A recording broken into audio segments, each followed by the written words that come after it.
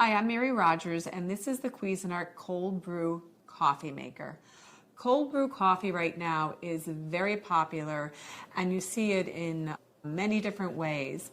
It's also a very lengthy process to make, and what we've done is designed a coffee maker that makes the time extremely short, so you can make cold brew in as little as 25 minutes, where if you try to do it using current techniques, it can take upwards of 12 to 14 hours.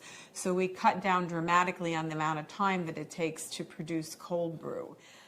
We do that by using a special spinning technology with this coffee maker, which I'm going to show you how to set it up and get cold brew right at home. So let's look at some of the elements of the coffee maker. First, you have the carafe here. Now, I filled it up with water already, just so that when we're ready to make the coffee, we can easily pour it into the coffee maker. It has 7 cups. I like the shape of this carafe because it's more like a beaker, so it's a little more like scientific looking. So that's that. Oh, and this is your lid. It comes off really simple and easily. Let me just use my right hand by just lifting this up. There's also a little filter in there. And as the coffee is being dispensed into the carafe, it is filtered for one last time. So I'm just going to put that back in there. Now in the front, it's really simple and easy to operate. You have 3 options: mild, medium, or bold. Mild takes 25 minutes, medium takes 35 minutes to brew, and bold takes 45 minutes. And then once you pick whatever strength that you prefer, you just hit the brew button and then it'll start operating. But I'll show you how to do that step by step. So this is your lid for your basket, and inside here, this is the coffee chamber. You unscrew the lid, and this is where we're going to put the ground coffee in there.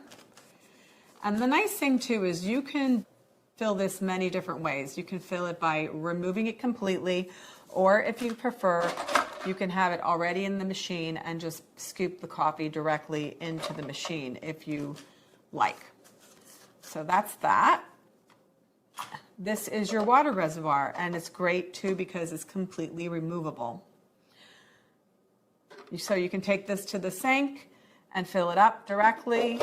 And the other thing I want to point out is that in the back here, you'll see there is 2 areas where there's markings. This one here says with coffee basket. That's how high you fill it up. And the reason that is because once you put the basket in, it obviously displaces a certain amount of water. So you need to use that measurement if you have the basket already in the water reservoir. And then on this side, it says without coffee basket. So that would be if you fill the water up first and then put the coffee basket in. So that's important to keep in mind. So it's simple and easy to use. So what we're going to do is we're going to prepare the basket with the ground coffee. Now, we give you the instructions in the manual that comes with your product, and it tells you how many scoops to use. We recommend 13 scoops for 7 cups, 3, I don't want to lose track, 4, 12, last one, 13. I just don't want to make a mistake with that. So then the next thing you're going to do is you're going to put the lid back on and just twist it until it's locked into place, and then you place it inside the reservoir.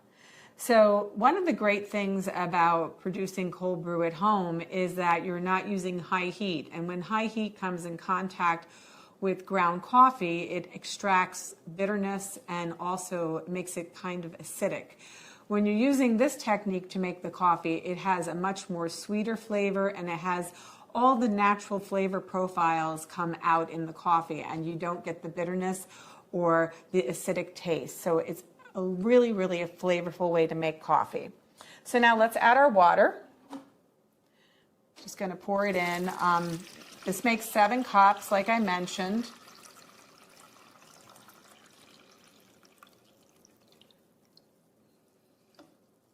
I'm going to put the carafe back in the bottom. And one of the things I did not mention, put the lid on. And today I'm going to make a batch of mild, but so the other thing that I meant to mention is the lever in the front, which I'm going to show you how to use later. There's a function that releases the coffee, and when it goes through the entire process of spinning, when it's done, we will release the coffee. So you'll see that, how exactly that's done. So we're going to pick mild, and we're going to start brewing, and you'll see what happens.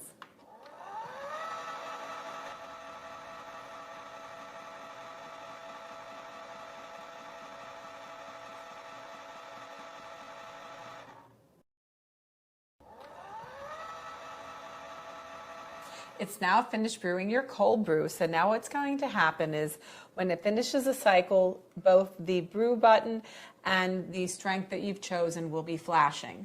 And now what you're going to do is you're going to just take this little lever and push it to the release side, and it'll start dispensing your coffee into the carafe.